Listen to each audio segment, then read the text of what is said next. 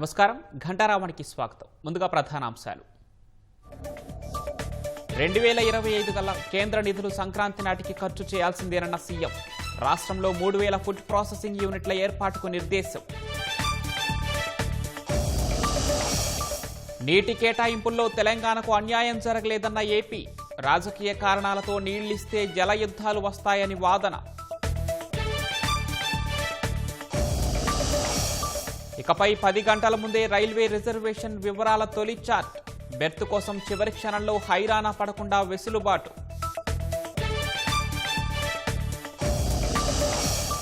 Oman సుల్తాన్తో నేడు మోదీ ద్వైపాక్షిక చర్చలు.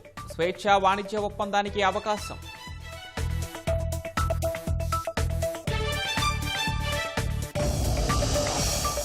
ఢాకాలోని భారత వీసా కేంద్రం మూసివేత. బంగ్లా నేతల రెచ్చగొట్టే వ్యాఖ్యలపై విదేశాంగ శాఖ ఆందోళన.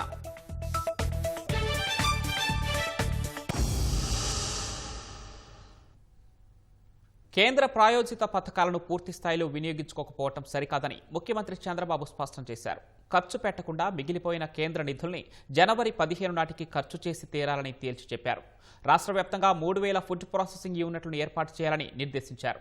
సంక్షేమ హాస్టళ్లలో అపరిశుభ్ర వాతావరణంపై ఆగ్రహం వ్యక్తం చేసిన సీఎం పార్వతీపురం మన్యం జిల్లాలో అమలు చేస్తున్న ముస్తాబు కార్యక్రమాన్ని రాష్ట్ర వ్యాప్తంగా పాఠశాలలు, హాస్టళ్లలో అమలు చేయాలని ఆదేశించారు.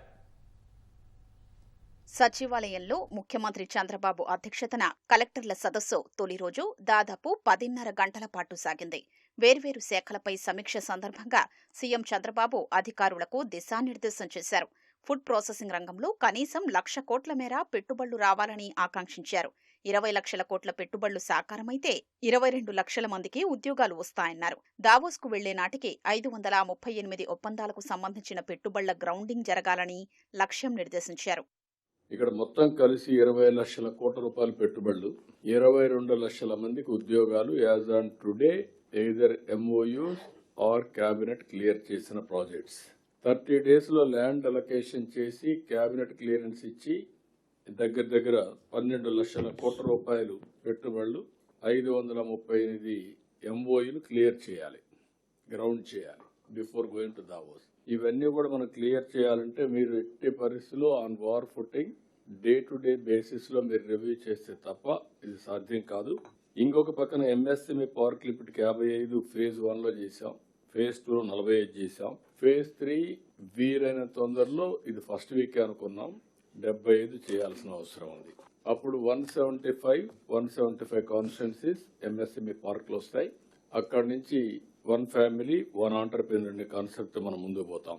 అదే సమయంలో ల్యాండ్ పోగొట్టుకున్న వాళ్ళు వారసత్వంగా వచ్చిన ల్యాండ్ సాక్రిఫైస్ చేస్తున్నారు. వాళ్ళను కూడా వీలైనంత వరకు ఆ హ్యాపీనెస్ ఉన్నట్టుగా మనం రీహాబిలిటేట్ చేయాల్సిన అవసరం ఉంది. పొలిటికల్ మేనేజ్మెంట్ కావాలన్నప్పుడు జిల్లా మంత్రులు వీళ్ళు కూడా అటెండ్ చేయాల్సిన అవసరం ఉంది. ఏపీ ఐఐసీకి చెందిన సుమారు 82,000 ఎకరాల భూమికి సంబంధించి సాంకేతిక ఇబ్బందులు లేకుంటే 22A పరిధి నుంచి తప్పించి కేబినెట్ సమావేశానికి తీసుకురావాలని అధికారులకు సీఎం సూచించారు. టూరిజం విభాగంలో పెట్టుబడులు పెట్టే కంపెనీలకు భూ కేటాయింపుల్లో ప్రాధాన్యమివ్వాలని పేర్కొన్నారు. సూపర్ 6 ఇతర సంక్షేమ కార్యక్రమాల అమలుకు సంబంధించి ఓ క్యాలెండర్ రూపొందించాలని అధికారుల్ని ఆదేశించారు. సంక్షేమ హాస్టళ్లలో విద్యార్థులకు ఏమాత్రం హాని కలిగినా బాధ్యుల్ని ముందు సస్పెండ్ చేసి ఆ తర్వాతే మాట్లాడతానని హెచ్చరించారు. ఈ 1.5 year మన ఎక్స్పీరియన్స్ చూసుకొని ఏ మంత్ లో ఏమొస్తుంది ఆ ప్రోగ్రామ్ ని రఫ్ గా పెట్టుకొని క్యాలెండర్ ఇయర్ కూడా తయారు చేసి సూపర్ 6 అండ్ అదర్ వెల్ఫేర్ ఒక స్మూత్ గా ఆపరేట్ చేయడానికి ఏం చేయాలి చేయండి, వర్కౌట్ చేయండి. ఈ సూపర్ 6 కూడా 90% సాటిస్ఫాక్షన్ రావాలి. కొన్ని సోషల్ వెల్ఫేర్ హాస్టల్స్ లో సరిగా రూములు సరిగా బాత్రూమ్లు లేకుండా పోవడం, ఫుడ్ సరిగా ఇవ్వకుండా పోవడం, ఇలాంటి కొన్ని సమస్యలు కూడా వచ్చాయి. మాండ్యంలో ఒక ఎక్స్పెరిమెంట్ ముస్తాబ్ అనే కార్యక్రమం పెట్టి అది అన్ని స్కూల్స్ లో మనం స్టార్ట్ చేస్తే క్లీనినెస్ లో అది మొదటి మెట్టు అవుతుంది. ఇటీవల కాలంలో నేను కొన్ని చూశాను. మనం ఒక విధంగా సిగ్గుపడాలి. సరిగా నీళ్లు లేకుండా పోవడం, బాత్రూమ్ సరిగా లేకుండా పోవడం, కంటామినేషన్ వాటర్ ఇవ్వడం, దాంతో పిల్లలు సిగ్గు అవడం జరిగాయి. ఇయర్ ఆఫ్టర్ అవార్డ్స్ ఎక్కడ ఏది జరిగినా to start with suspend or dismiss them from service. అది ఆల్ కలెక్టర్స్ మీరు కూడా హాస్టల్ కి నెలకు ఒకసారి వెళ్ళాలి. వెళ్ళి మీరు ఇన్స్పెక్ట్ చేస్తే ఒక ఐడియా వస్తుంది. మీరు ప్రజాప్రతినిధులు కూడా వెళ్ళాలి. వెళ్ళి ఒక రాత్రి అక్కడ ఉంటే ఇంకా చాలా ఇంపాక్ట్ వస్తుంది. స్టూడెంట్స్ అందరినీ హెల్త్ చెకప్ ఇయర్లీ వన్స్ చేయడం, రికార్డ్ ఎస్టాబ్లిష్ చేయడం. అందులో కొన్ని డెఫిషియన్సీస్ ఉన్నాయి. How to correct it, to head work it out, how to design nutritious food. వీలైతే 7, 9, 10 ఇంటర్మీడియట్ కెన్ ఇంట్రడ్యూస్ మెడిటేషన్ అన్ని స్కూల్స్ లో ట్రై చేసి ఏది ఫోకస్ వస్తుందో దాన్ని చేద్దాం. ఏజెన్సీలో ఆర్గానిక్ ఉత్పత్తుల్ని ఫుడ్ పార్క్ ద్వారా ప్రాసెసింగ్ చేసి ఇతర మార్కెట్లకు తరలించేలా చూడాలని సీఎం చంద్రబాబు ఆదేశించారు. గిరిజన కార్పొరేషన్ ద్వారా హోటళ్లు నిర్మించి వాటి నిర్వహణను కార్పొరేట్ సంస్థలకు ఇచ్చే అంశంపై పరిశీలించాలన్నారు. ప్లెయిన్ ఏరియాలో వీలైతే ఒక ఫుడ్ పార్క్ కూడా తీసుకొచ్చి అక్కడి నుంచే ప్రాసెస్ కూడా చేసి can we send it different markets. ఒక ఎంఎస్ఎంఈ పార్క్ అనకాపల్లి డిస్ట్రిక్ట్ లో పెట్టడం, అక్కడి నుంచి మీకు అందరూ కూడా ప్రైవేట్ వాళ్ళు వచ్చి అక్కడ ప్రాసెసింగ్ అని చేసి ప్రొడ్యూస్ అక్కడ చేరుస్తాం, అక్కడి నుంచి తీసుకుపోవడం ఒకటి. రెండోది ఏజెన్సీ ఏరియాలో ఒకవేళ వీలైతే మీరు ఒకసారి వర్కౌట్ చేయండి. కార్పొరేషన్ కొన్ని హోటల్స్ కట్టి ఆ హోటల్స్ ని out sourcing maintenance star hotels కి ఇస్తే ఒక ఓపెనింగ్ అవుతుంది. ఆ ఏరియా మనం కొంచెం ఓపెన్ అప్ చేస్తే చాలా వరకు ఉపయోగపడుతుంది. యాజ్ ఆన్ టుడే కొద్దిగా మనం హోమ్ స్టేస్ పెట్టాం కానీ ఇంకా అంత టేక్ ఆఫ్ అయినట్లేదు. నాకు ఇది టేక్ ఆఫ్ కావాలంటే both the ways, tribal experience చూడడానికి, వాళ్ళ లైవ్లీహుడ్ లో భాగస్వాములు కావడానికి, నేచర్ లో కూడా ఇది కావడానికి చాలా మంది వస్తారు. దీన్ని టూరిజం కూడా ఇంటిగ్రేట్ చేసి ట్రైబల్ వెల్ఫేర్ ఏరియాలో, ఏజెన్సీ ఏరియాలో మనం చేయాల్సిన అవసరం ఉంది. సౌర, పవన, పంపడ స్టోరేజీ విద్యుత్ ప్రాజెక్టులకు భూ కేటాయింపులు పూర్తి చేయాలని అధికారుల్ని సీఎం ఆదేశించారు. విశాఖ, తిరుపతి, అమరావతి ప్రాంతాల్లో మంచి విద్యా సంస్థలు తీసుకొచ్చేందుకు కృషి చేయాలని సూచించారు. రాజకీయ కారణాలతో నీళ్లు కేటాయిస్తే జలయుద్ధాలు జరుగుతాయని కృష్ణా 2 ట్రైబ్యునల్ ఎదుట ఏపీ వాదనలు వినిపించింది. నీటి కేటాయింపులకు నిర్దిష్ట విధానాలున్నాయని ఏపీ తరపు న్యాయవాది జయదీప్ గుప్తా వాదించారు. కృష్ణా జలాల కేటాయింపులో తెలంగాణకు చారిత్రక అన్యాయం జరిగిందన్నది అబద్ధమని పేర్కొన్నారు. ఎస్ఎల్బీసీ పూర్తి కానందుకే ఎలిమినేటి మాధవరెడ్డి ఎత్తిపోతల పథకం నిర్మించారని స్పష్టం చేశారు. నీటి కేటాయింపులపై ఢిల్లీలో Brijesh tribunal chairman justice Brijesh Kumar, సభ్యులు జస్టిస్ రామమోహన్ రెడ్డి, జస్టిస్ తాళపత్రల ఎదుట ఏపీ వాదనలు వినిపించింది. గతంలో తెలంగాణ వినిపించిన వాదనల్ని ఒక్కొక్కటిగా ప్రస్తావిస్తూ అవి ఏ రకంగా సహేతుకం కాదో వివరిస్తూ ఏపీ తరపున సీనియర్ న్యాయవాది జయదీప్ గుప్తా వాదించారు. రాజకీయ ఉద్దేశాలతో రాష్ట్రాల విభజన జరిగినప్పుడు అదే ప్రాతిపదికన నీటి కేటాయింపులు చేస్తే నీటి యుద్ధాలు వస్తాయని తెలిపారు. అంతర్రాష్ట్ర నదుల్లో రాజకీయ కారణాలతో నీళ్లివ్వడం సాధ్యం కాదని, ఏ రాష్ట్రానికి కేటాయించారన్నా నదీ జల వివాద చట్టాలు, ట్రైబ్యునల్ కేటాయింపులు, అందుకు తగ్గ సూత్రాలు, అప్పటికే ఉన్న వినియోగం వంటి అంశాలు కీలకమవుతాయన్నారు. కృష్ణా నీటి కేటాయింపులకు సంబంధించి తెలంగాణ వాదన అర్థరహితమన్నారు.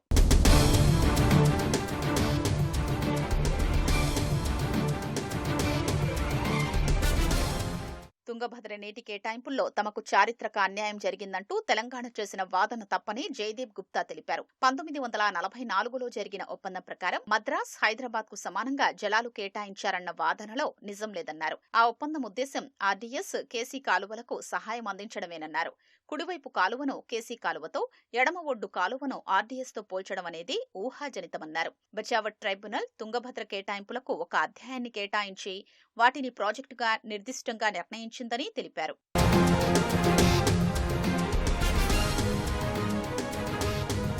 ఉమ్మడి ఏపీలో 10 ఏళ్ల కాలంలో శ్రీశైలం ఎడమగట్టు కాలువ పూర్తి కాలేదని, ఆ తర్వాత తెలంగాణ రాష్ట్రం ఏర్పడి 10 ఏళ్లైనా ఆ ప్రాజెక్టును పూర్తి చేసుకోలేకపోయారని వివరించారు. అందుకు సాంకేతిక కారణాలున్నాయే తప్ప ఆ రాష్ట్రానికి అన్యాయం చేయడమన్న ఉద్దేశం లేదన్నారు. ఎస్ఎల్బీసీ పూర్తి చేయనందువల్లే ఎలిమినేటి మాధవరెడ్డి ఎత్తిపోతల ఏర్పాటు చేసి అవే ప్రయోజనాలు అందించారని, ఇందులో అన్యాయం ఎక్కడ జరిగిందని ప్రశ్నించారు.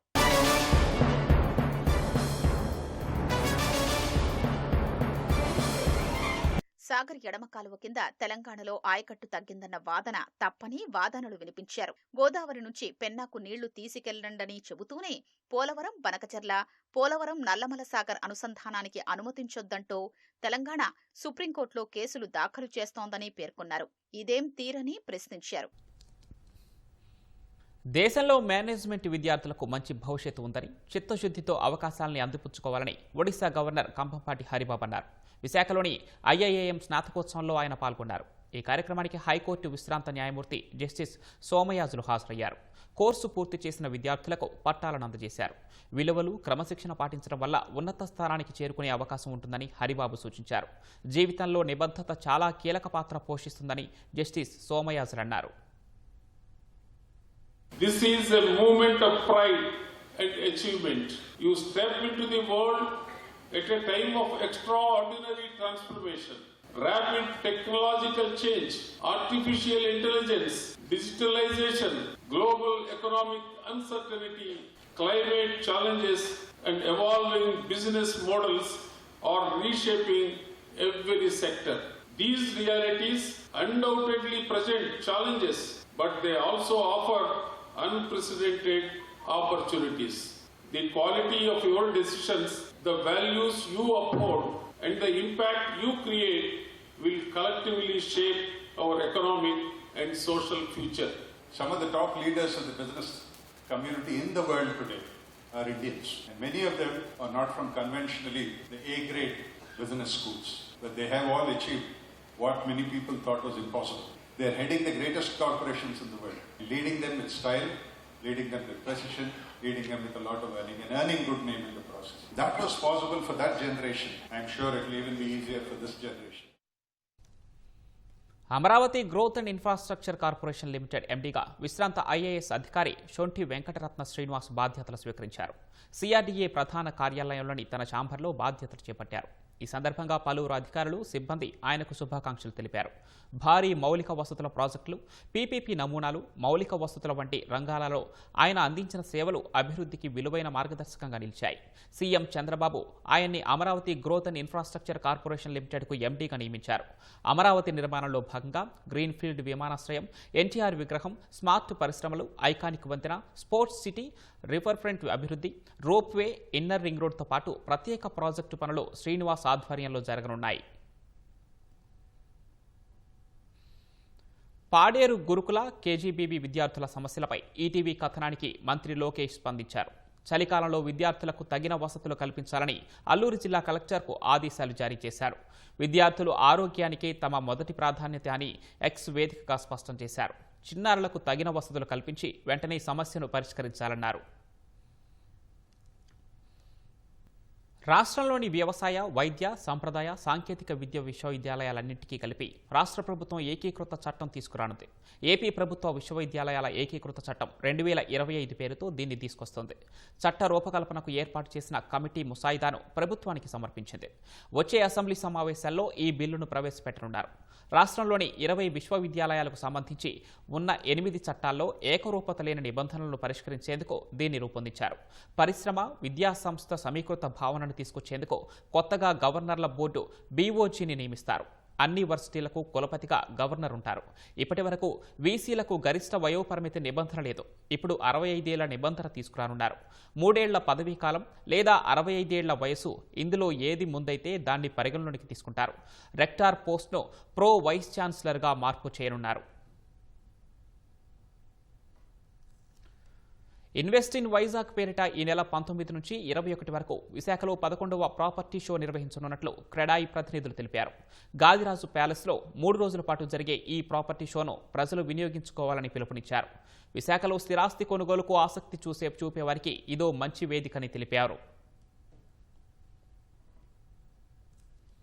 ఈ కొత్త గవర్నమెంట్ వచ్చాక విశాఖపట్నానికి ఎన్నో రకాలుగా ప్రోత్సాహాలు ప్రకటిస్తున్నారు. అనేక రకాల కంపెనీలు వస్తున్నాయి. మనకి ఉపాధి కల్పన వస్తుంది. దానివల్ల అతివేగంగా విశాఖపట్నం పట్టణీకరణ అనేది అతివేగంగా జరుగుతుంది. కాబట్టి ఈ యొక్క ఎక్స్పోలో మేము ప్రదర్శిస్తున్న ఏదైతే ఇళ్లు కానీ, ఫ్లాట్లు కానీ, విల్లాస్ కానీ అన్ని కూడా నగరంలో అన్ని పక్కల నుంచి కూడా ప్రాపర్టీస్ దీంట్లో ఎక్స్పో చేస్తున్నామండి. ప్రజలు ఈ యొక్క ఎక్స్పోని వినియోగించుకోవాల్సిందని కోరుతున్నాం. 10 సంవత్సరాల ముందు ప్రారంభించిన ఈ ఎక్స్పో అనేది అంచెలంచెలుగా దాన్ని అన్ని రకాలుగాను మలుచుకుంటూ చాలా మంది ఇప్పుడు జాబ్స్ చేసే వాళ్ళకి ఎంత లోన్ వస్తుందో తెలియదు, వ్యాపారం చేసే వాళ్ళకి ఎంత లోన్ వస్తుందో తెలియదు. అలాంటి వాళ్ళందరికీ కూడా బ్యాంక్స్, ఫైనాన్షియల్ ఇన్స్టిట్యూషన్స్ కూడా అదే వేదికలో ఇన్కమ్ని బట్టి ఎంత లోన్ వస్తుంది అనేది కూడా అవగాహన కూడా కల్పించే ఉద్దేశంతో అందరినీ ఒకే తాటిపైకి తీసుకొచ్చి అందుకు గాను అయ్యే ఖర్చుని మా ఈ క్రెడాయి సభ్యులు మేమే కాంట్రిబ్యూట్ చేసుకుంటూ ఇన్ఫర్మేషన్ ని, ఒక నాలెడ్జ్ ని ఒక ప్లాట్ఫామ్ ద్వారా అందరికీ అందజేయడం జరుగుతుంది. దిగువ మధ్యతరగతి, ఎగువ మధ్యతరగతి ప్రజలు అచ్యుతాపురం నుంచి భోగాపురం వరకు అసలు ఏం జరుగుతుంది సిటీలో అని చెప్పి తెలియాలంటే ఒక పాయింట్ ఆఫ్ కాంటాక్ట్ ఉండాలి. ప్రతి సంవత్సరం మేము ఈ ప్రాపర్టీ షోస్ చేస్తూనే ఉన్నాం. ఈ వాకింగ్స్ కి వచ్చే వాళ్ళకి, ప్రతిరోజు వచ్చే ఈ విజిటర్స్ కి ఎవ్రీడే డ్రా తీసి గోల్డ్ కాయిన్స్ మనం ఎవ్రీ 2 hours కి గోల్డ్ కాయిన్స్ డ్రాలో తీసివ్వడం జరుగుతుంది. 21వ తారీఖున ఈ టోటల్ గా 3 days వచ్చిన ఎక్స్పో విజిటర్స్ కి ఒక బంపర్ డ్రాలో 1,50,000 రూపాయల స్కూటర్, ఎలక్ట్రిక్ స్కూటర్ గిఫ్ట్ గా ఇవ్వడం జరుగుతుంది. విశాఖలోని కైలాసగిరిపై ఉన్న విఎంఆర్డీఏ గ్లాస్ బ్రిడ్జిను America consulate general Laura Williams సందర్శించారు. విఎంఆర్డీఏ అధికారులు, గ్లాస్ బ్రిడ్జ్ నిర్వాహకులు లారాకి స్వాగతం పలికారు. కైలాసగిరి నుంచి విశాఖ అందాలను చూసి లారా మంత్రముగ్ధులారయ్యారని తెలిపారు. విదేశాల్లో చూసిన గ్లాస్ బ్రిడ్జ్ కంటే మంచి అనుభూతి పొందినట్లు లారా తెలిపారు. విజయవాడ ఇంద్రకీలాద్రిపై అమ్మవారి దర్శనానికి వచ్చే భక్తులకు ఇకపై అన్ని సేవలు ఆన్లైన్లో అందుబాటులోకి రానున్నాయని ఆలయ అధికారులు తెలిపారు. ఆన్లైన్ సేవల నిర్వహణకు అవసరమైన కంప్యూటర్లు, ప్రింటర్లను దాతలు విరాళంగా ఇచ్చారు. సుమారు 10,13,000 రూపాయలు విలువైన పరికరాలను ఆలయ అధికారులకు అందజేశారు. అమ్మవారి సేవల ఆధునీకరణకు సహకరించిన దాతలకు ఆలయ అధికారులు కృతజ్ఞతలు తెలిపారు. వాట్సాప్ ద్వారా వాళ్ళు వస్తున్నప్పుడే బుక్ చేసుకోవడము, ఆన్లైన్ ద్వారా బుక్ చేసుకోవడము, దానికి ఒక ట్రాన్స్పరెన్సీ ఉంటుంది, అకౌంటబిలిటీ ఉంటుంది. ఆన్లైన్ సేవలు సాంకేతికత వినియోగంతో ఎలా ముందుకు వెళ్ళాలనే దాని మీద మాకందరికీ కూడా ట్రైనింగ్ ఇవ్వడం జరిగింది. దాని మీద సీరియస్గా మీటింగ్ చేసుకోవడం జరిగింది. ప్రతి ఒక్క భక్తుడు ఈ యొక్క టెక్నాలజీని ఉపయోగించుకొని వాట్సాప్ ద్వారా ఆన్లైన్ సేవలు, ఆర్జిత సేవలు, దర్శనం కానీ, లడ్డు ప్రసాదం కానీ, డొనేషన్స్ కానీ, ఇవన్నీ కూడా ఆన్లైన్ ద్వారా, వాట్సాప్ ద్వారా చేయడానికి కూడా మేము మొత్తం కూడా ఈ యొక్క టెక్నాలజీని ఉపయోగించుకొని ప్రయత్నం చేస్తున్నాం. అందులో భాగంగానే లక్ష్మీ నరసింహం గారు ఇచ్చిన ఈ సిస్టమ్స్ కూడా చాలా ఉపయోగపడుతుందని చెప్పేసి మీ అందరికీ తెలియజేస్తున్నాను. విశాఖలోని బురుజుపేటలో వెలిసిన శ్రీ కనకమహాలక్ష్మి అమ్మవారి ఆలయంలో మార్గశిర మాస ఆఖరి గురువారం కావడంతో సందర్భంగా సందడి నెలకొంది. అర్ధరాత్రి 12 గంటలకు అమ్మవారికి తొలి పూజను అర్చకులు నిర్వహించారు. అమ్మవారిని దర్శించుకునేందుకు వచ్చిన భక్తులు ఆలయ ప్రాంగణంలో బారులు తీరారు. క్యూలైన్లో వస్తున్న భక్తులతో కిక్కిరిశాయి. దేవాలయాన్ని ప్రత్యేకంగా పూలతో అలంకరించారు. అమ్మవారిని స్వయంగా భక్తులు పాలు, పెరుగు, తేనె, చక్కెర, పళ్ల రసాలతో అభిషేకాలు చేస్తున్నారు. అమ్మవారికి పసుపు, కుంకుమ, చీరల వంటి కానుకలను పెద్ద ఎత్తున సమర్పించుకుంటున్నారు. ఆలయానికి ఎమ్మెల్యే వంశీకృష్ణ యాదవ్, ఈవో శోభారాణి హాజరయ్యారు. భక్తులకు ఎలాంటి ఇబ్బందులు లేకుండా పోలీసు బందోబస్తును ఏర్పాటు చేశారు.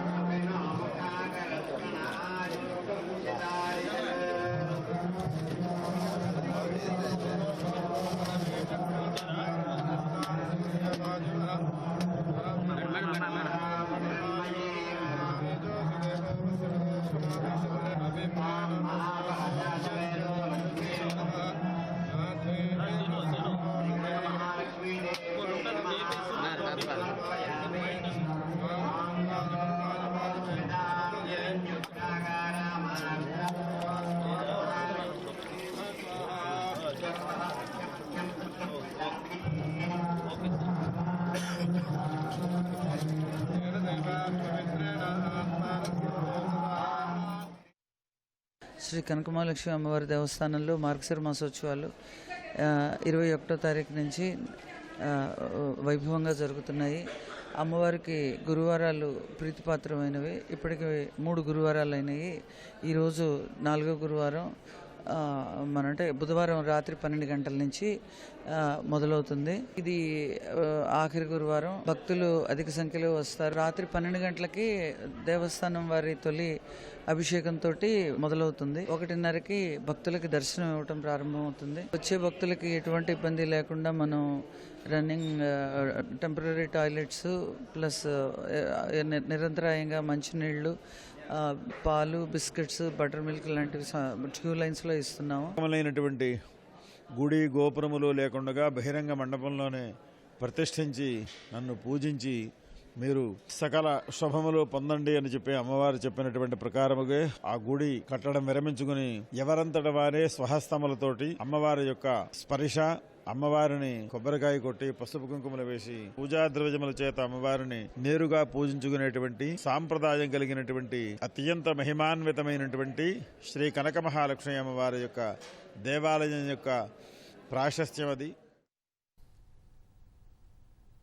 ప్రయాణికుల రిజర్వేషన్ వివరాలతో కూడిన తొలి చార్ట్ను రైలు బయలుదేరే సమయానికి 10 గంటల ముందే సిద్ధం చేయాలని రైల్వే శాఖ నిర్ణయించింది. దూర ప్రాంతాల నుంచి వేరే స్టేషన్లకు వెళ్లి రైలును అందుకోవాల్సిన వారికి తమ బెర్తు, సీటు ఖాయమైందే లేదో స్పష్టంగా తెలిస్తే చివరి క్షణంలో హైరాణ పడాల్సిన అవసరం ఉండదని ఈ ఏర్పాట్లు చేసింది. తెల్లవారుజాము 5 గంటల 1 నిమిషాల నుంచి మధ్యాహ్నం 2 గంటల మధ్య బయలుదేరే రైళ్లకు తొలి చార్టును ముందు రోజు రాత్రి నిర్ణయిస్తారు. మధ్యాహ్నం 2 గంటల 1 నిమిషం నుంచి రాత్రి 11 గంటల 59 నిమిషాల వరకు, రాత్రి 12 నుంచి తెల్లవారుజాము 5 గంటల మధ్య బయలుదేరే రైళ్లకు తొలి చార్టును కూడా ఇలాగే తగినంత ముందును నిర్ణయిస్తారు. ఇక తొలి చార్టులను మాత్రం ఇప్పటి మాదిరిగానే రైలు బయలుదేరడానికి 8 గంటల ముందు తయారు చేస్తారు. అటు రైళ్లలో పరిమితి దాటితే అదనపు లగేజీపై ఛార్జీలు విధించాలని రైల్వే శాఖ నిర్ణయించింది.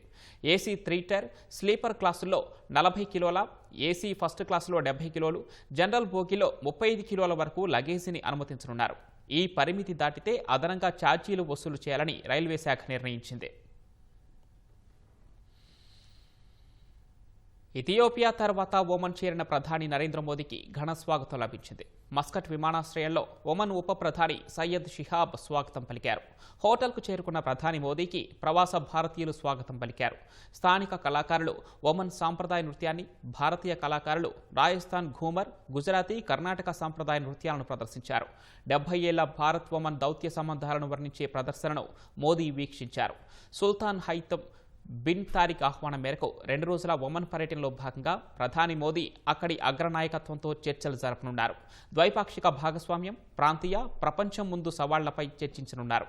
ఒమన్తో స్వేచ్ఛా వాణిజ్య ఒప్పందాన్ని ఖరారు చేసుకోనున్నట్లు సమాచారం. ఈ పర్యటనలో ప్రధాని మోదీ ప్రవాస భారతీయుల సమావేశంలో ప్రసంగించనున్నారు. ఢాకాలోని భారత దౌత్య కార్యాలయానికి బెదిరింపులు, భారత్కు వ్యతిరేకంగా బంగ్లా నేతలు చేస్తున్న రెచ్చగొట్టే వ్యాఖ్యలపై విదేశాంగ శాఖ ఆందోళన వ్యక్తం చేసింది. ఢిల్లీలోని బంగ్లా హైకమిషనర్ మహమ్మద్ రియాజ్ హమీదుల్లాకు సమ్మన్లు జారీ చేసింది. బంగ్లాదేశ్ ఎన్సీపీ నేత హస్నత్ అబ్దుల్లా ఇటీవల భారత్కు వ్యతిరేకంగా వివాదాస్పద వ్యాఖ్యలు చేశారు. బంగ్లాను అస్థిరపరిస్తే 7 సిస్టర్స్ను ముట్టడిస్తామని హెచ్చరించారు. ఈ నేపథ్యంలో బంగ్లాలో క్షీణిస్తున్న శాంతి భద్రతల అంశాన్ని బంగ్లా హై కమిషనర్తో ప్రస్తావించినట్లు విదేశాంగ శాఖ పేర్కొంది. ముఖ్యంగా ఢాకాలోని భారత రాయబార కార్యాలయానికి బెదిరింపులకు పాల్పడిన విషయాన్ని ఆయన దృష్టికి తీసుకువెళ్లినట్లు వెల్లడించింది. సరైన భద్రత కల్పించాలని సూచించింది. బంగ్లాదేశ్లో ఇటీవల జరిగిన కొన్ని ఘటనలకు సంబంధించి కొంతమంది సృష్టిస్తున్న తప్పుడు కథనాలను తీవ్రంగా ఖండించినట్లు విదేశాంగ శాఖ తెలిపింది. ఈ ఘటనలపై బంగ్లా తాత్కాలిక ప్రభుత్వం సమగ్ర దర్యాప్తు నిర్వహించకపోవడం, ఆ వివరాలను పంచుకోకపోవడం దురదృష్టకరమని పేర్కొంది. అటు భద్రతాపరమైన ఆందోళనలు పెరుగుతున్న నేపథ్యంలో ఢాకాలోని ఇండియన్ వీసా అప్లికేషన్ సెంటర్ను భారత్ మూసివేసింది. అపాయింట్మెంట్లను పొందిన దరఖాస్తుదారులను మరో తేదీకి షెడ్యూల్ చేస్తామని తెలిపింది. మాజీ ప్రధాని షేక్ హసీనాను తిరిగి అప్పగించాలంటూ ఢాకాలోని గుల్షన్ ప్రాంతంలో భారత హైకమిషన్ వైపు నిరసనకారులు భారీ కవాతు నిర్వహించగా పోలీసులు అడ్డుకున్నారు.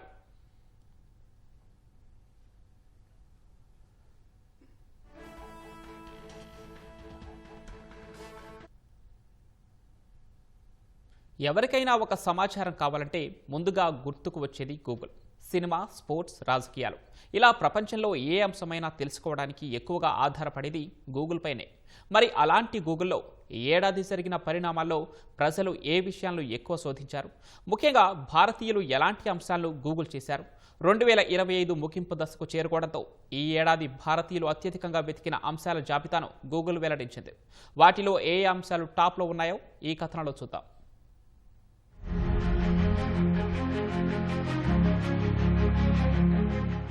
2025 సంవత్సరం ఇంకా పూర్తి కాకముందే భారతీయులు అత్యధికంగా వెతికిన అంశాల జాబితాను గూగుల్ విడుదల చేసింది. క్రికెట్ అభిమానులు ఎంతో ఇష్టపడే ఇండియన్ ప్రీమియర్ లీగ్ ఈ ఏడాది గూగుల్ సెర్చ్లో అగ్రస్థానంలో నిలిచింది. 18 ఏళ్ల నిరీక్షణకు తెరదించుతూ రాయల్ ఛాలెంజర్స్ బెంగళూరు తొలిసారిగా ఈ ఏడాది ఐపీఎల్ కప్ను గెలవడంతో ఈ సెలా కప్ నమ్దే అనే హ్యాష్ ట్యాగ్ ఇంటర్నెట్లో బాగా ట్రెండ్ అయింది. ఈ ఏడాది జరిగిన ఐసీసీ ఛాంపియన్స్ ట్రోఫీతో పాటు ఐసీసీ మహిళల క్రికెట్ ప్రపంచ కప్ను భారత్ కైవసం చేసుకోవడంతో క్రికెట్ ట్రెండింగ్లో ఉందని గూగుల్ నివేదిక వెల్లడించింది. ఫలితంగా భారతీయులు ఐపీఎల్ను ఎక్కువ శోధించినట్లు గూగుల్ పేర్కొంది. ప్రపంచవ్యాప్తంగా అన్ని రంగాల్లో కృత్రిమ మేధా వినియోగం పెరిగిన వేళ జెమినై, గ్రోక్, చాట్ జీపీటీల పేర్లను భారతీయులు తరచుగా వెతికారని గూగుల్ తెలిపింది. జిబ్లీ ఫోటోలు, నానో బనానాతో రూపొందిన ఏఐ చిత్రాలు సోషల్ మీడియాలో ఓ సరికొత్త ట్రెండ్ సృష్టించాయని గూగుల్ తెలిపింది. ప్రతి సంవత్సరంలాగే ఈ ఏడాది కూడా సినిమా విషయాలను తెలుసుకునేందుకు భారతీయులు ఉత్సుకతను ప్రదర్శించారు. బాలీవుడ్లో చిన్న సినిమాగా విడుదలై భారీ విజయం సాధించిన సయ్యారా గురించి ప్రజలు ఎక్కువ ఆరా తీసినట్లు గూగుల్ తెలిపింది. అటు ఆధ్యాత్మిక కార్యక్రమాలపై కూడా భారతీయులు గూగుల్లో సెర్చ్ చేశారు. ఈ ఏడాది ప్రయాగ్రాజ్లో జరిగిన మహాకుంభమేళాను ప్రజలు ఎక్కువగా వెతికారు. దర్శన తేదీలతో పాటు కుంభమేళాకు చేరుకునేందుకు ఉన్న మార్గాలు, బస చేయాల్సిన ప్రాంతాలకు సంబంధించిన సమాచారాన్ని శోధించినట్లు గూగుల్ తన నివేదికలో స్పష్టం చేసింది.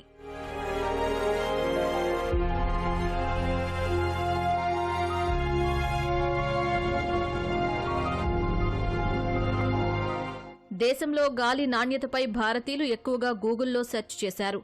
దేశ రాజధాని ఢిల్లీతో పాటు కొన్ని ప్రాంతాల్లో గాలి నాణ్యత సూచి ఎక్కువగా ఉండటంతో కాలుష్యం మరింత పెరిగిపోయింది. దీంతో సమీప ప్రాంతాల్లో గాలి నాణ్యత ఎంత ఉంది అన్న సరికొత్త ట్రెండ్ సామాజిక మాధ్యమాల్లో తెగ వైరల్ అయింది. ఫలితంగా ప్రజలు గాలి నాణ్యతను చూసుకుని బయటకు వస్తున్నట్లు గూగుల్ పేర్కొంది. అటు దేశ రాజకీయాల్లో జరిగిన కీలక పరిణామాలను తెలుసుకునేందుకు ప్రజలు ఆసక్తి కనబరిచినట్లు గూగుల్ వెల్లడించింది. సుంకాలు, కాల్పుల విరమణ, వక్ఫ్ చట్టం అంశాలను భారతీయులు శోధించినట్లు తెలిపింది. లబుబు అనే బొమ్మ రాత్రికి రాత్రే సెలబ్రిటీగా మారి ఇంటర్నెట్లో సంచలనమైంది. దీని గురించి ప్రజలు ఆరా తీశారని గూగుల్ తెలిపింది. అంతర్జాలం ఎంత అనూహ్యమైనదో ఈ సంఘటన రుజువు చేసిందని పేర్కొంది. అయితే కొన్ని అంశాలు ప్రజలకు ఎంతో బాధను కలిగించాయని గూగుల్ స్పష్టం చేసింది. బాలీవుడ్ దిగ్గజ నటుడు ధర్మేంద్ర మృతి చెందిన అనంతరం ఆయన సినిమాలు తిరిగి చూడ్డానికి భారతీయులు మొగ్గు చూపారని వెల్లడించింది. గోవాలో భారత నౌకాదళం హెలికాప్టర్ స్క్వాడ్రన్ ఐఎన్ఏఎస్ 335 ఆస్ప్రేస్ను ప్రారంభించింది. ఐఎన్ఎస్ హంస నావల్ బేస్లో chief of naval staff admiral Dinesh Tripathi MS-60R Romeo హెలికాప్టర్ల రెండో స్క్వాడ్రన్ను ప్రారంభించారు. ఈ హెలికాప్టర్లకు జల ఫిరంగితో వంతనం చేశారు. పెరుగుతున్న సముద్ర ప్రయోజనాలను కాపాడటానికి, సముద్ర భద్రతను బలోపేతం చేయడానికి ఈ హెలికాప్టర్లు కీలకమని chief of naval staff admiral Dinesh Tripathi తెలిపారు. ఇవి యాంటీ సబ్మెరైన్ హెలికాప్టర్లని వివరించారు.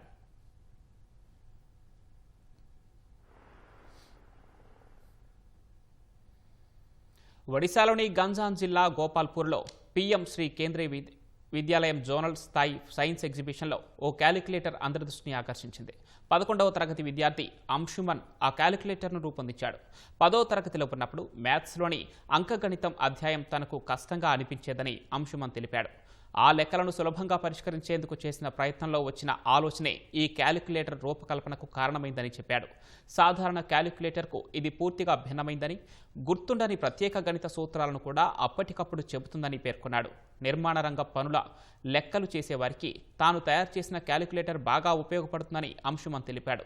ఒక కొత్త నిర్మాణ ప్రాజెక్టుకు ఎన్ని ముడి పదార్థాలు అవసరం, పని జరిగే కొద్దీ ముడి పదార్థాల అవసరం ఎంత మేరకు పెరుగుతుంది అనే వివరాలను ఈ క్యాలిక్యులేటర్ లెక్క కట్టి చెబుతుందని చెప్పాడు. వాణిజ్యపరమైన అకౌంటింగ్ అవసరాలకు ఇది ఉపయోగపడుతుందని వివరించాడు. ఈ క్యాలిక్యులేటర్ను తయారు చేయడానికి దాదాపు 1500 ఖర్చు చేశానని అంశుమన్ తెలిపాడు. ఏదైనా కంపెనీ దీన్ని పెద్ద ఎత్తున తయారు చేస్తే తక్కువ ధరకే విక్రయించొచ్చని చెప్పాడు. బధిరుల హావభావాలను, చేతితో చేసే సైగలను గుర్తించడం సాధారణ వ్యక్తులకు చాలా కష్టం. వారి సంకేత భాషను సులువుగా అర్థం చేసుకోవడానికి గుజరాత్లోని భావ్నగర్కు చెందిన పాలిటెక్నిక్ విద్యార్థి ప్రయోగానికి శ్రీకారం చుట్టారు. ఓ పాలిటెక్నిక్ కాలేజీలో చివరి సంవత్సరం చదువుతున్న విరాజ్ చౌహాన్ బధిరుల హావభావాలను అర్థం చేసుకునేందుకు స్మార్ట్ గ్లౌజ్ను తయారు చేశారు. గ్లౌజ్కున్న 5 వేళ్లలో ఒక్కో వేలికి ఒక్కో పదాన్ని జోడించారు.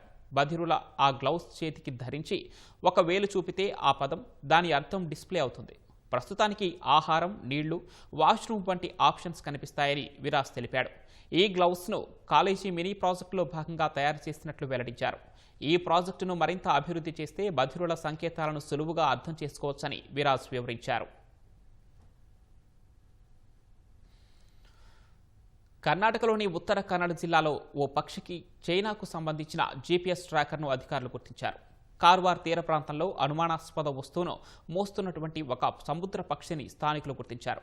వెంటనే అటవీ శాఖకు సంబంధించిన మెరైన్ వింగ్ అధికారులు సమాచారం ఇచ్చారు. పక్షిని పట్టుకుని వస్తువును పరీక్షించి దానిని జీపీఎస్ ట్రాకర్గా తేల్చారు. జీపీఎస్ ట్రాకర్పై చైనాకు చెందిన పర్యావరణ పరిశోధన సంస్థకు సంబంధించిన వివరాలు ఉన్నట్లు అధికారులు వెల్లడించారు. కదంబ నావికా స్థావరం సమీపంలో ఈ పక్షి కనిపించడం ఆందోళనకరమైన అంశమని తెలిపారు. వ్యూహాత్మకంగానే పక్షిని పంపించారా అనే కోణంలో దర్యాప్తు చేస్తున్నట్లు వివరించారు. ప్రస్తుతం ఆ పక్షిని అటవీ శాఖ పర్యవేక్షణలో ఉంచినట్లు తెలిపారు.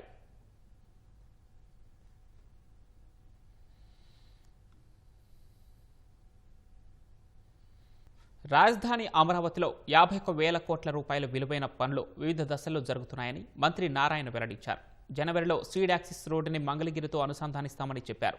రహదారులతో పాటు భూగర్భ డ్రైనేజీ, భూగర్భ విద్యుత్ కేబుళ్ల వ్యవస్థ వంటివి ఏర్పాటు వల్లే నిర్మాణ వ్యయం పెరిగిందని తెలిపారు. రాజధాని గ్రామాల్లోనూ మౌలిక వసతులకు డిపిఆర్లు సిద్ధమైనట్లు వివరించారు. రెండో విడత భూ సమీకరణ కౌలు పెంపు విషయం సీఎం పరిశీలనలో ఉందంటున్న మంత్రి నారాయణతో మా ప్రతినిధి ఎస్పీ చంద్రశేఖర్ ముఖాముఖి. రాజధాని అమరావతి నిర్మాణ పనులు ఊపందుకున్నాయి. మంత్రి నారాయణ నిత్యం కూడా ఆ పనులను కూడా సమీక్షిస్తూ వాటి పురోగతిని తెలుసుకుంటూ అధికారులకు సరైనటువంటి ఆదేశాలు ఇస్తూ నిర్దేశిత కాలపరిమితి ప్రకారం పనులను కూడా జరిగే విధంగా కూడా పర్యవేక్షిస్తున్నారు. మనతో పాటు మంత్రి నారాయణ గారు ఉన్నారు. ఆయన మాట్లాడతాం. సార్, ఎట్లా ఇప్పుడు రాజధాని ప్రాంతంలో చూసుకుంటే ఎన్ని వేల కోట్ల రూపాయల పనులు జరుగుతున్నాయి, వాటికి సంబంధించి ఏంటి అసలు స్టేటస్ ఏంటి? 217 చదరపు కిలోమీటర్లో ప్లాన్ చేశాం. దాంట్లో ఒక 350 కిలోమీటర్లు ట్రంక్ రోడ్స్ ఉన్నాయి. Layouts roads 1500 kilometres. వీటన్నిటికి కూడా టెండర్ ఇవ్వడం జరిగింది. ఒక్క లేఅవుట్ తప్ప మిగతా అన్ని లేఅవుట్స్ కి టెండర్ ఇచ్చాము. వర్క్లన్నీ టేకప్ అయినాయి. Under ground drainage, drinking water, gas lines కూడా అండర్ గ్రౌండ్, అదేవిధంగా ఎలక్ట్రికల్ లైన్స్ కూడా అండర్ గ్రౌండ్, అదేవిధంగా కేబుల్, టెలిఫోన్ కేబుల్స్ కూడా అండర్ గ్రౌండ్. ఈ విధంగా చేస్తూ ఈ వర్క్ ఎంతో వేగవంతంగా జరుగుతుంది. 51,000 కోట్లకి టెండర్లు పిలిచి టెండర్ల గ్రౌండ్ అయి దాదాపు 10% దాకా వర్క్ పూర్తి కూడా కావడం జరిగింది. ప్రధానమైనటువంటి రహదారుల పురోగతి ఎలా ఉంది? ఎందుకంటే ఆ కనెక్టివిటీ అనేది కానీ లేకపోతే లోకల్ వాహనాలు కానీ అతను మూవ్మెంట్ ఉంటేనే ఇతర పనులను కూడా త్వరగా అయ్యే అవకాశం ఉంటుంది. ఆ రోడ్ల అభివృద్ధి కోసం ఎలాంటి చర్యలు తీసుకుంటున్నారు? కొత్త రోడ్డు అయితే యాక్చువల్ గా ఎప్పుడు అయిపోయిండేదండి. అయితే ఈ రోడ్ల కింద under ground drainage, under ground drinking water, storm water, అదేవిధంగా ఎలక్ట్రికల్ కేబుల్స్ కూడా గ్రౌండ్ లోపలే, టెలిఫోన్ కేబుల్స్ కాబట్టి అవన్నీ పూర్తి చేసిన తర్వాతే పైన రోడ్డు వేయాలి. అందువల్ల ఏంటంటే ఇటువంటి ఇంటర్నేషనల్ స్టాండర్డ్ లో చేసేటప్పుడు కొంత టైం అవుతుంది. ఏదేమైనప్పటికీ ట్రంక్ రోడ్స్ ఏదైతే ఉండవి 1.5 years లో పూర్తి అయ్యేట్టుగా ప్లాన్ చేసాం. లేఅవుట్ రోడ్స్ 2.5 years టైం ఇచ్చాం. అవి కూడా 2 years లో అయ్యేట్టుగా ప్లాన్ చేసాం. జాతీయ రహదారుల కంటే ఇక్కడ పెట్టేటువంటి ఆ కిలోమీటర్ పెట్టేటువంటి కాస్ట్ చాలా ఎక్కువగా ఉంది. వైసీపీకి సంబంధించిన విమర్శలు చేస్తున్నారు. ఏంటి అసలు ఎందుకు వచ్చిందంటారు? అంత ఖర్చు ఎందుకు మనం పెట్టాల్సి? జాతీయ రహదారుల్లో అండర్ గ్రౌండ్ డ్రైనేజ్ ఉండదు. కింద కేబుల్స్ ఉండవు. ఏ కేబుల్స్? ఎలక్ట్రికల్ కేబుల్స్ అన్ని పైన పోతుంటాయి. అదేవిధంగా టెలిఫోన్ లైన్స్ కింద ఉండవు. Drinking water lines national highway కింద వాడు. ఇక్కడొచ్చి సోషల్ ఇన్ఫ్రాస్ట్రక్చర్, ప్రజలు నివసించడానికి, ఉండటానికి కావాల్సిన సోషల్ ఇన్ఫ్రాస్ట్రక్చర్ చేస్తున్నాం కాబట్టి ఆ కాస్ట్ ఈ కాస్ట్ తో కంపేర్ చేయాలి. సీడ్ యాక్సెస్ రోడ్ కానీ లేకపోతే మంగళగిరి నుంచి కనెక్టివిటీ కానీ వీటికి సంబంధించి లేకపోవడం వల్ల కొన్ని ఇబ్బందులు వస్తున్నాయి అంటారు. ఎట్లా దానికి సంబంధించి పురోగతి ఏంటి? Number 1 western bypass road almost అయిపోయింది. 2 బాటిల్ నెక్స్ ఉన్నాయి. అవి కూడా వర్క్ జరుగుతుంది. సంక్రాంతికి హ్యాండ్ ఓవర్ చేస్తే గుంటూరు నుంచి అమరావతికి రావాలనుకున్న వాళ్ళు గుంటూరులో నేషనల్ హైవే ఆడగానే ఎక్కితే E8 కింద దిగేస్తారు. అదేవిధంగా ఇటు హైదరాబాద్ నుంచి కానీ విజయవాడ నుంచి కానీ వచ్చేవాళ్ళు ఆ వెస్టర్న్ బైపాస్ ఎక్కితే E8 లో దిగేస్తే అమరావతికి వస్తారు. అదొక ఫెసిలిటీ. సీడ్ యాక్సిస్ రోడ్డు కూడా ఒక పార్ట్ మంగళగిరికి పోతుంది, మంగళగిరి రోడ్డుకి, మరొక పార్ట్ నేషనల్ హైవే కలుస్తుంది. అయితే రేపు జనవరి ఎండింగ్ కల్లా సీడ్ యాక్సిస్ రోడ్డు మంగళగిరికి ఎక్కేటట్టుగా ప్రణాళిక చేసాం. దాని మీద వర్క్ జరుగుతుంది. బకింగ్హామ్ కెనాల్ కావచ్చు, లేదా గుంటూరు ఛానల్ కావచ్చు, కొండవీటి వాక్ కావచ్చు, దాని మీద స్టీల్ బ్రిడ్జ్ ప్లాన్ చేసాం. దానికి సంబంధించి ఫైల్స్ వర్క్ జరుగుతుంది. నేషనల్ హైవే కలవటానికి E11, 15, 16, 30 4 రోడ్లు ప్లాన్ చేసాం. అందులో 2 రోడ్డుకి ఆల్రెడీ టెండర్ ఇచ్చి వర్క్ కూడా స్టార్ట్ అయింది. దాదాపు 1 year, 1.5 years లో అది కంప్లీట్ అవడం జరుగుతుంది. అఖిల భారత సర్వీస్ అధికారుల క్వార్టర్స్ కావచ్చు, ఎమ్మెల్యే క్వార్టర్స్ కావచ్చు, ఇవన్నీ కూడా ఫిజికల్ స్ట్రక్చర్ అంతా కూడా గతంలోనే పూర్తి అయిపోయింది. సో ఎందుకు అవి మనం అందుబాటులోకి తీసుకురాకపోతున్నాం? ఏంటి అసలు అక్కడ ఏం వర్క్ జరుగుతుంది? 2014-19లోనే మేజర్ స్ట్రక్చర్ అయినాయి. అయితే గత ప్రభుత్వం లాస్ట్ 5 years లో ఇది ఏదైతే కాంట్రాక్ట్లు ఉండారో ఆ కాంట్రాక్ట్ క్లోజ్ చేయాల, వాళ్ళకి డబ్బులు ఇవ్వాల. తర్వాత వాళ్ళ యొక్క శాండ్ అటు హైరన్ లాంటివి ఉంటే ఎత్తుకోవనిలా, అవి థెఫ్ట్ జరిగినాయి. అనేక సమస్యలుంటే అధికారులతో పర్టికులర్ గా ఇంజనీర్లతో కమిటీ చేసి వాళ్ళతో డిస్కస్ చేయించి మళ్ళీ వాళ్ళు కోర్టుకు పోతే అసలుకే వర్క్ ఆగిపోద్దనే ఉద్దేశంతో వాళ్ళతో అనేక దఫాలు డిస్కస్ చేయించి ఒక సొల్యూషన్కి వచ్చి దాన్ని మళ్ళీ అథారిటీలో పెట్టి అప్రూవ్ చేసి క్యాబినెట్లో అప్రూవ్ చేయడానికి మాకు 8 నెలలు పట్టింది. 8 నెలలు అవ్వగానే ఇమీడియట్ గా టెండర్లు ఇచ్చాం.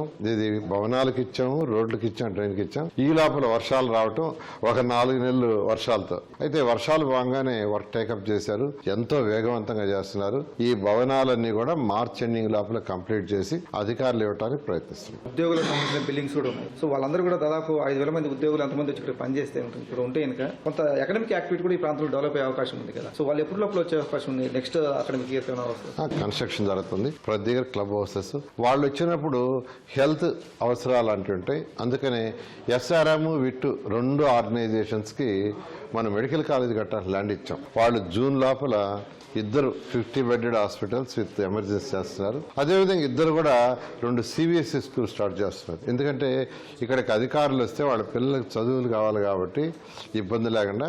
అదేవిధంగా అనేక మందికి స్కూల్స్ హాస్పిటల్స్ ఇచ్చాం. వాళ్ళందరూ కూడా బిగిన్ చేస్తున్నారు. వాళ్ళందరూ స్టార్ట్ చేసే లోపల లేట్ అయినా వచ్చిన అధికారులు ఇబ్బంది పడకుండా ఉండడానికి ఎస్ఆర్ఎం వీటితో మాట్లాడి ఏర్పాటు చేయడం జరిగింది. ప్రైవేట్ చాలా మందికి భూములు కేటాయించారు. వాటికి సంబంధించిన పనులు ఏంటంటే ఇక్కడ కొత్తగా స్టార్ హోటల్స్ కావచ్చు, లేకపోతే రిసార్ట్స్ కావచ్చు, ఇంకేమన్నా కంపెనీస్ సంబంధించి వాటికి సంబంధించి ఎన్ని భూములు మనం అలొకేట్ చేసాము, వాటి స్టేటస్ ఎలా? మొత్తం 85 మందికి యాక్చువల్ గా అలాట్ చేసామండి. బ్యాంకుల వాళ్ళైతే గౌరవనైన ఫైనాన్స్ మినిస్టర్ గారు వారి చేతుల మీదే శంకుస్థాపన జరిగింది. వాళ్ళందరూ కూడా యాక్చువల్ గా స్టార్ట్ చేస్తూ మొదలు పెట్టారు. అదేవిధంగా హోటల్స్ ఎవరైతే ఉన్నారో వాళ్ళందరితో నేనే యాక్చువల్ గా పర్సనల్ గా అధికారులు పక్కన పెట్టుకుని ప్రతి ఒక్కరు ఫోన్ చేశాం. వాళ్ళందరూ కూడా సార్ ప్లానింగ్ డిజైన్స్ జరుగుతున్నాయి, ఆ డిజైన్ సబ్మిట్ చేస్తాం. సబ్మిట్ చేసిన తర్వాత వర్క్ స్టార్ట్ చేస్తాం. అంటే ప్రాక్టికల్ గా వాళ్ళందరితో మాట్లాడిన తర్వాత నాకు అర్థమైంది ఏంటంటే వీళ్ళందరూ కూడా మార్చి లోపల మెజారిటీ స్టార్ట్ చేస్తారు. గ్రామాల అభివృద్ధికి సంబంధించి ఏంటంటే డిపిఆర్లు కూడా సిద్ధం చేశామని చెప్తున్నారు. ఎలాంటి సౌకర్యాలు అక్కడ గ్రామాల్లో కల్పించబోతున్నారు? Drinking water, underground drainage, తర్వాత వచ్చి రోడ్డు, లైట్స్ ఇవన్నీ కంప్లీట్ చేయడానికి, మళ్ళీ స్టామ్ వాటర్ వర్షం వస్తే నీళ్లు పోవటానికి చేయటానికి ప్రణాళిక ఎప్పుడూ రచించామండి. అయితే లెవెల్స్ ఇంపార్టెంట్.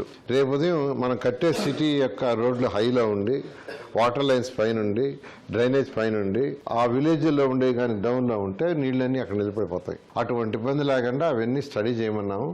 అధికారులు స్టడీ చేసి లెవెల్స్ చేసుకుని యాక్చువల్గా డిపిఆర్లు తయారు చేశారు. అది డిస్కస్ చేసి ఏమన్నా ఇంకా కలపాల్సి ఉంటే యాడ్ చేసి ఇవ్వమన్నాం. అవి యాడ్ చేసి దాన్ని కూడా యాడ్ చేసి 6 నెలల లోపల పూర్తి చేయడం జరుగుతుంది. ఇప్పుడు ల్యాండ్ పూలింగ్ 2 జరుగుతున్నటువంటి గ్రామాల్లో రైతుల వాదన ఏమిటంటే ప్యాకేజీ పెంచాలనేది ప్రధానంగా వారు కోరుతున్నారు.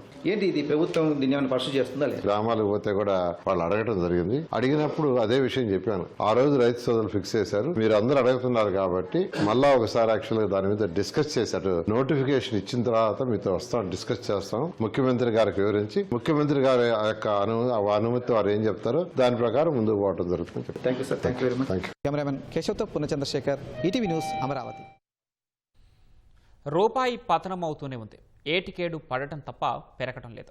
అలాంటి అవకాశాలు కనిపించడం లేదు. 1947లో దేశానికి స్వాతంత్రం వచ్చినప్పుడు 3.30 రూపాయలు ఉన్న రూపాయి మారక విలువ 2025 సంవత్సరాంతానికి 91 రూపాయలకు ఎందుకు దిగజారింది? అంతర్జాతీయ అనిశ్చితులు, అమెరికాతో కుదరని వాణిజ్య ఒప్పందం, డాలర్ బలపడటం, విదేశీ మదుపరుల పెట్టుబడుల ఉపసంహరణే రూపాయిపై పతనానికి కారణమా? ఆర్థిక నిపుణులు ఏమంటున్నారు?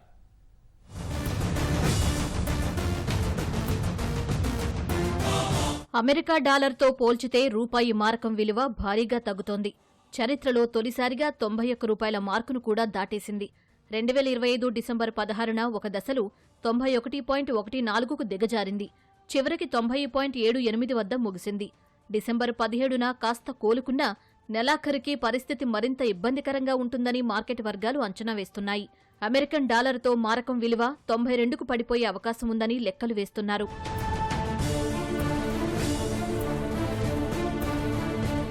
రూపాయి విలువ ఈ స్థాయిలో తగ్గిపోవడానికి అంతర్జాతీయ పరిస్థితులే ప్రధాన కారణం.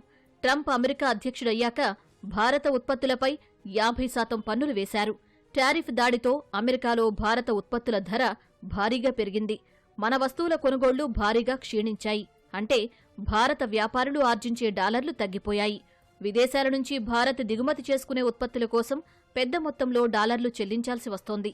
ఈ పరిణామాలతో రూపాయి బలహీనమవుతూ ఉంటే డాలర్ మాత్రం బలపడుతోంది. ఈ పరిస్థితుల్లో అమెరికాతో వాణిజ్య ఒప్పందాన్ని కొలిక్కి తెచ్చేందుకు భారత్ చేస్తున్న ప్రయత్నాలు కొలిక్కి రావడం లేదు. సుదీర్ఘ చర్చలు జరుపుతున్నా సానుకూల ఫలితం రాలేదు.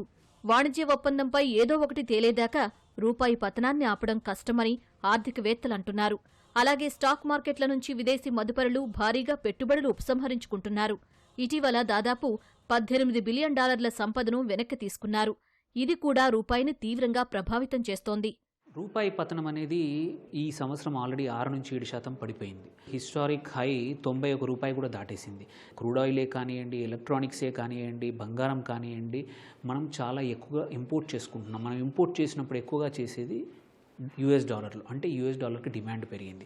ఈ సంవత్సరము నియర్లీ 2-3 లక్షల కోట్ల వరకు FPIs, పోర్ట్ఫోలియో ఇన్వెస్టర్స్ కానీ, FIIs కానీ ఇండియన్ స్టాక్ మార్కెట్స్లో నుంచి డబ్బులు రిటర్న్ తీసుకెళ్లారు. అడిషనల్గా సుంకం ఏదైతే ట్రంప్ వేశాడో దానివల్ల యుఎస్కి ఎగుమతులు తగ్గిపోయాయి. మనకి కావాల్సిన అమౌంట్ ఆఫ్ డాలర్స్ కూడా రావడం లేదు.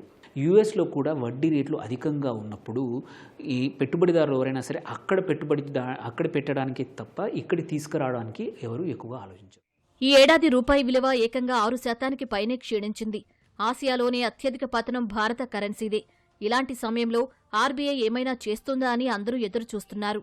మరీ అత్యవసరమైతే తప్ప జోక్యం చేసుకునే అవకాశం లేదని ఆర్బీఐ గవర్నర్ సంజయ్ మల్హోత్రా అంటున్నారు.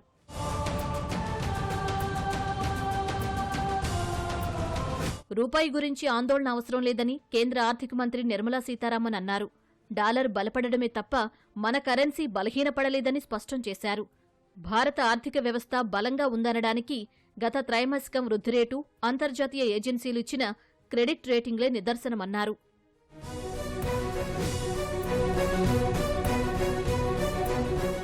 Trump said India is a dead economy. What is the central government saying?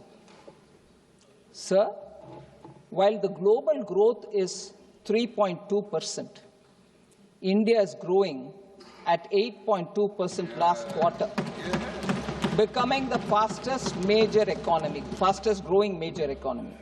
Can a dead economy grow at 8.2%? Can a dead economy get credit rating upgrades? So constantly looking at someone and saying, oh, he said that, what is it, what do you want to say?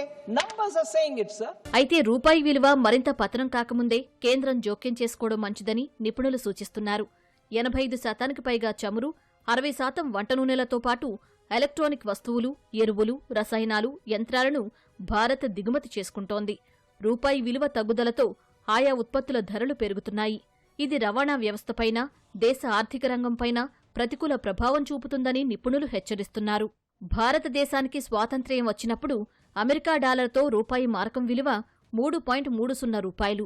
1966లో ద్రవ్యోల్బణాన్ని అదుపు చేయడానికి కేంద్ర ప్రభుత్వమే రూపాయి విలువను 36.5% తగ్గించింది.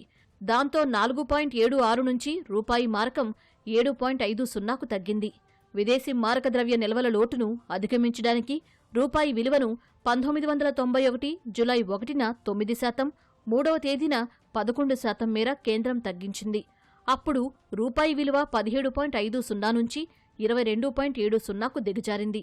ఇప్పుడు 2025లో market ప్రభావంతో రూపాయి క్షీణిస్తున్నందున విలువ తగ్గిస్తే ప్రతికూల ఫలితాలు వచ్చే ప్రమాదం ఉందని నిపుణులు హెచ్చరిస్తున్నారు. వడ్డీ రేట్ల పెంపు, ఓపెన్ మార్కెట్ ఆపరేషన్తోనూ తాత్కాలిక ఉపశమనమే ఉంటుందని అంటున్నారు. విదేశీ మదుపరుల్లో విశ్వాసం నింపడం, దిగుమతులు తగ్గించుకోవడం, దేశీయ ఉత్పత్తులకు గిరాకీ పెంచడం మంచిదంటున్నారు. రష్యా సహా ఇతర భాగస్వామ్య దేశాలతో సొంత కరెన్సీలో వ్యాపారం, పోర్ట్ఫోలియో, పెట్టుబడుల ఆకర్షణ మేలు చేస్తుందని సూచిస్తున్నారు.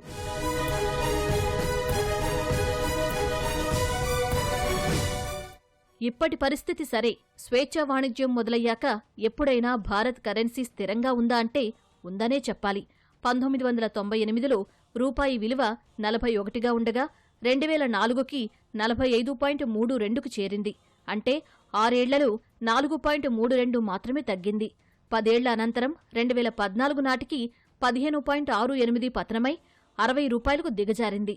మరో 11 ఏళ్లలో 31 రూపాయలు క్షీణించి 2025 సంవత్సరాంతానికి ఏకంగా 91 రూపాయలు దాటేసింది.